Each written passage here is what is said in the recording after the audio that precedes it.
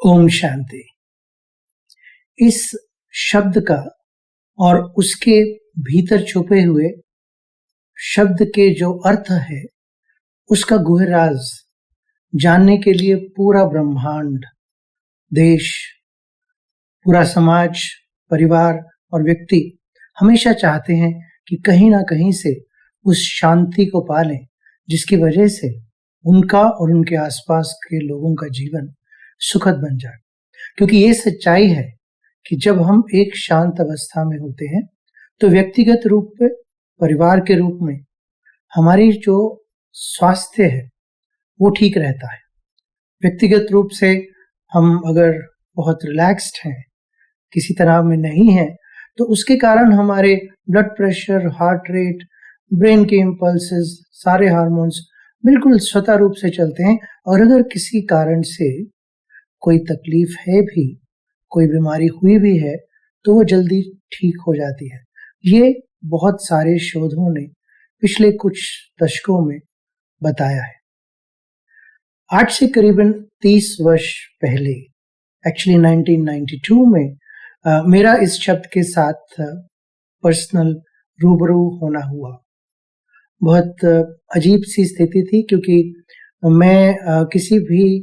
राजयोगी या ब्रह्म कुमारीज के जो राजयोग है उससे रिलेटेड लोगों को नहीं जानता था। लेकिन फिर भी एक इनविटेशन आया और उस समय में, हालांकि मेरी प्रैक्टिस शुरू हुई थी, मैं एक मनोचिकित्सक हूँ, साइकेट्रिस्ट हूँ, जो कि करीबन 35 वर्षों से इस चीज़ की, इस फील्ड में प्रैक्टिस कर रहा हूँ। प्रैक्टिस शुरू हुई थी और बहुत अच्छी थी, अब भी बहुत अच्छी है।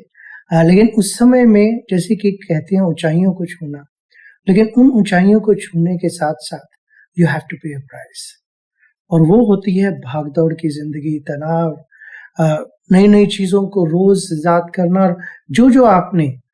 उसमें पाया है उसको बरकरार रखना। तो ऐसे समय में इनविटेशन आया,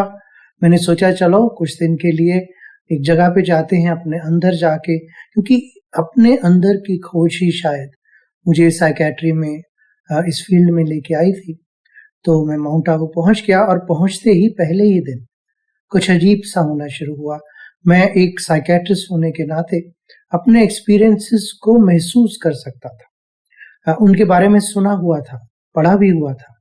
लेकिन पहली बार एक्चुअली महसूस किया, जहाँ पे कि शरीर से बाहर होने की एक स्थिति, जिसको कि आउट ऑफ बॉडी एक्सपीरियंसेस कहते हैं, निराकारी स्थिति कहते हैं। और उसी के साथ साथ पूर्वाभास,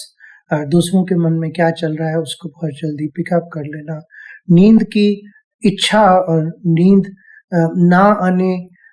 में कोई कष्ट नहीं, लेकिन पूरी तरह से रिलैक्स रहना, और साथ ही साथ एक अपार खुशी।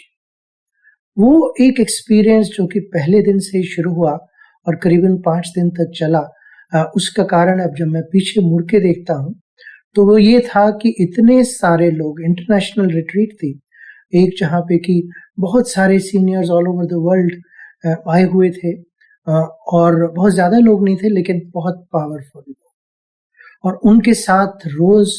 रूहान बातचीत, और साथ ही साथ मेडिटेशन की प्रैक्टिस और मेडिटेटिव लाइफस्टाइल को जीने के बारे में एक बीज, वो स्थिति रही। और उस स्थिति के बाद जो पहला मेरा एक्सपीरियंस, फिर रियल लाइफ में जिसको कहते हैं,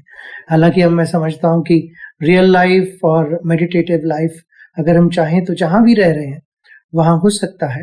तो वापस आने पर मुझे अपने अंदर कुछ बदलाव होने महसूस हुए। पहला बदलाव सबसे बड़ा ये था कि मैं किसी भी तरह के शराब का न सेवन कर सकता था। उससे पहले कभी कभी पीता था, जिसको सोशल ड्रिंकिंग कहते हैं, लेकिन वो खत्म हो गया। सूंघने की भी आज तक ना इच्छा करती है, और अगर कभी ऐसा हो भी गया कि आप उसकी किसी रूम में हैं जहाँ पे दूसरे लोग हैं जिन्होंने की शराब का सेवन किया है, तो वॉमिटिंग या उस तरह के एक्सपीरियंसेस मन में होने शुरू हो जाते हैं। मेरे लिए माइंड का शरीर पर एक बहुत पावरफुल एक्शन अपने आप जब महसूस किया, तो उसके बारे में जानने की बहुत कोशिश होनी शुरू हुई। अलग अलग लोगों से और लकी रहा हूँ कि सीनियर्स के साथ जो दादियाँ हैं, बड़े ब्रदर्स सिस्टर्स हैं, उनके साथ हमेशा उठने बैठने का, बातचीत करने का, वन ऑन वन मौका मिला। तो इस गुत्थी को सुलझाने का जो अंतर से एक इच्छा है वो अब भी चल रही है। लेकिन इन दौरान में, इन 30 वर्षों में जो सीखा, उसका एक मूल निचोड़ ये रहा कि हम एक मिश्रण है शरीर, मन और आत्मा के। लेकिन आत्मा है जो कि हमारे शरीर को बनाती है और चलाती है मन के द्वारा। इसके बारे में आज बहुत साइंटिफिक स्टडीज, इसके बारे में बहुत साइंटिफिक सोच चल रही है। और बहुत खुशी की बात यह है कि अभी जैसे पहले साइंस और स्पिरिचुअलिटी को अलग अलग समझा जाता था, आज के समय में वो कैसे एक दूसरे के साथ मिलकर व्यक्ति और समाज को आध्यात्मिक रूप से एक नई दिशा दे सकते हैं। और जहाँ जरूरत है साइंस की या मेडिटेशन की, वो भी जरूरी है। और जहाँ जरूरी है कि कोई ट्रीटमेंट होना है,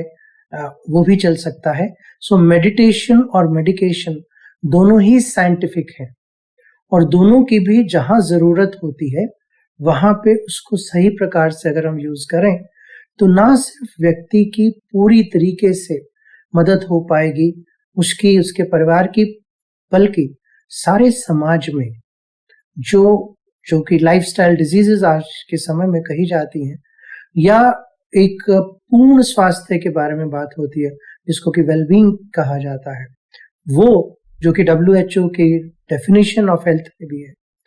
वो आध्यात्म के बिना पूरी तरह से नहीं पा सकते। आध्यात्म का मतलब सिर्फ कुछ देर बैठकर मंत्रों का उच्चारण या कुछ खास तरह की प्रैक्टिसेस नहीं है, वो उसका हिस्सा हो सकते हैं। लेकिन आध्यात्म में मेरे अंदर जो गुण हैं,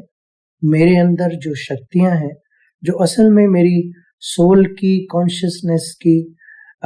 एनर्जी, जो मर्जी नाम भी हम देना चाहें, वो हैं, उनको जब मैं नॉलेज के द्वारा उजागर करता हूँ, उनको जब रोजमर्रा की प्रैक्टिसेस के द्वारा अपने जीवन में धारण करता हूँ,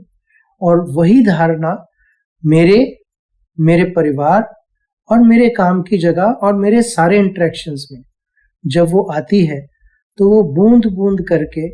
मेरे आसपास एक इस तरह का माहौल बनाना शुरू कर देती है, जिसकी वजह से मेरे बदलने से आसपास के लोग और फिर अब पूरा विश्व ही बदल सकता है। ये जो नॉलेज है, इस नॉलेज में एक बहुत सेंट्रल चीज ये है कि मेरे में कुछ ऐसी शक्तियां हैं, मेरी कुछ ऐसी पावर्स हैं सोल की, चाहे वो पीस है, चाहे वो ब्लिस है, चाहे वो सुख है, शांति है, चाहे वो और पावर्स हैं, चाहे वो लाइट है। तो वो पावर्स को यूज करने से चाहे बाहर की परिस्थितियां जैसी भी रहें, उन परिस्थितियों में हम अपने आप को स्टेबलाइज करके अपने द्वारा दूसरों को भी वो शक्ति कहकर और कई बार बिना कहे प्रदान कर सकते हैं। लेकिन उसके लिए उन शक्तियों को रोज ही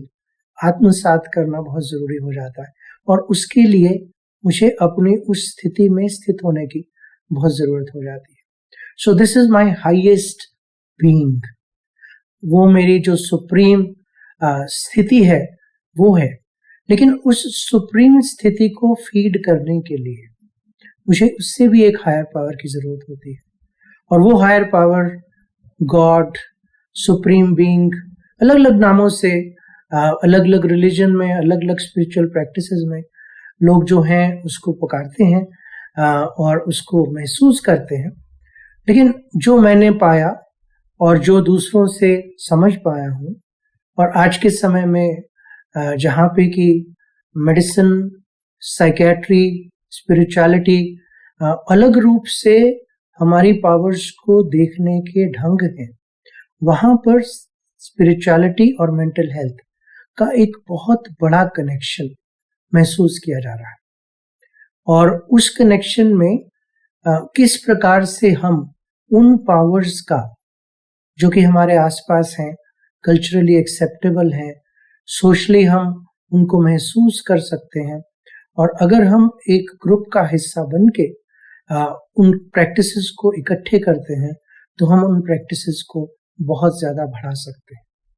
तो उन बढ़ाने के लिए मुझे एक कनेक्शन की ज़रूरत होती है। अगर वो कनेक्शन किसी फॉर्म का है, किसी व्यक्ति का है, मर्द या औरत का है, या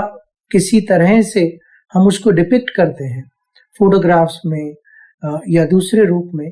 तो वो फॉर्म जो है मैं उस फॉर्म के साथ जुड़ जाता हूँ। लेकिन अगर वो एक तरीके से आभास है, उस आभास को जब मैं महसूस करता हूँ और उस आभास को फिर मैं एक अनकंडीशनल लव के रूप में,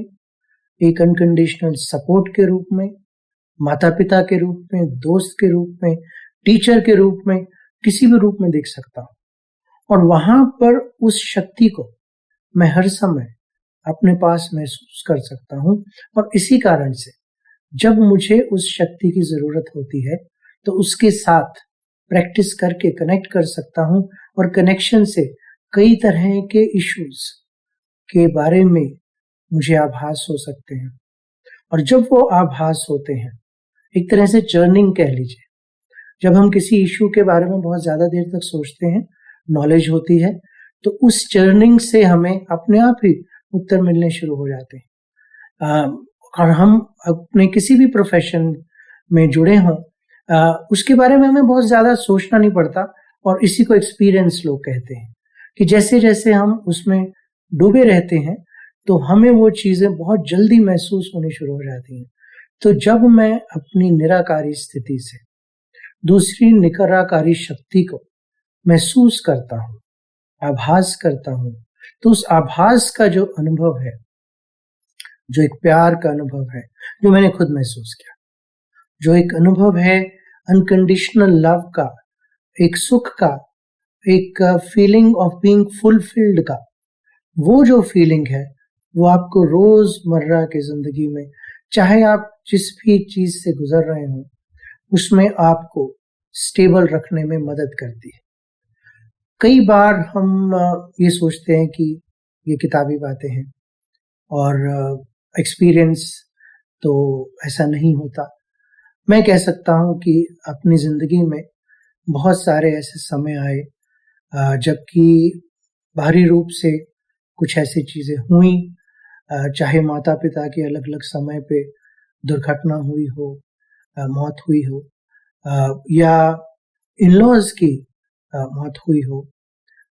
या 2 साल पहले 2019 में जब मुझे स्टेज 4 का कैंसर हुआ हो। उन सब स्थितियों में स्टेबल रहने के बाद उनसे डील करने की शक्ति जो है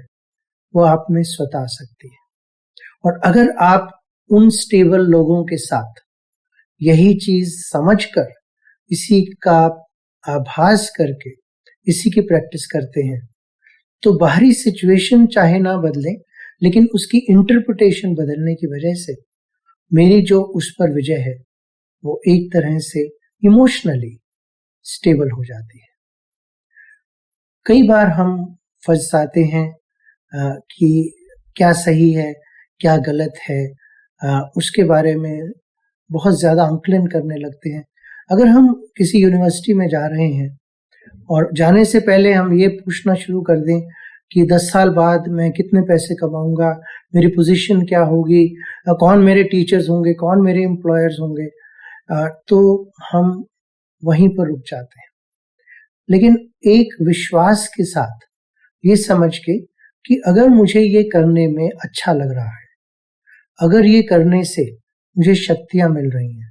अगर ये करने से मैं एम्पावर्ड, सशक्त महसूस कर रहा हूँ, तो धीरे धीरे जैसे जैसे राह खुलती जाएगी उसकी बातें समझ आती जाएंगी। जब हम घर से निकलते हैं तो हमें रोड की सिर्फ 100 मीटर दिखते हैं, लेकिन हम समझते हैं कि अगर मेरी डायरेक्शन सही है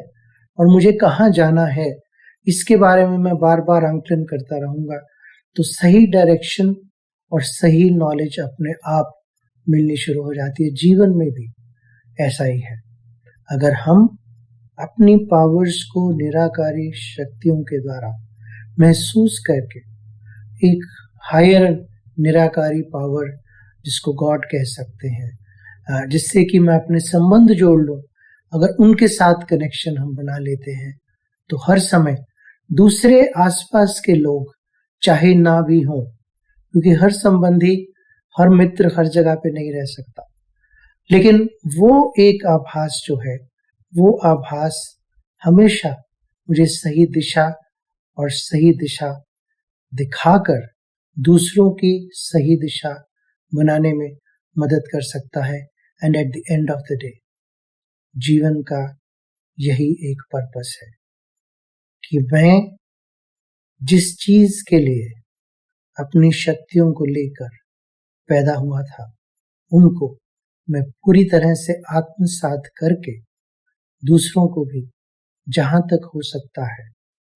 उस चीज का फायदा दूं और इस विश्व को एक बेहतर जगह बनाने में मदद कर सकूं।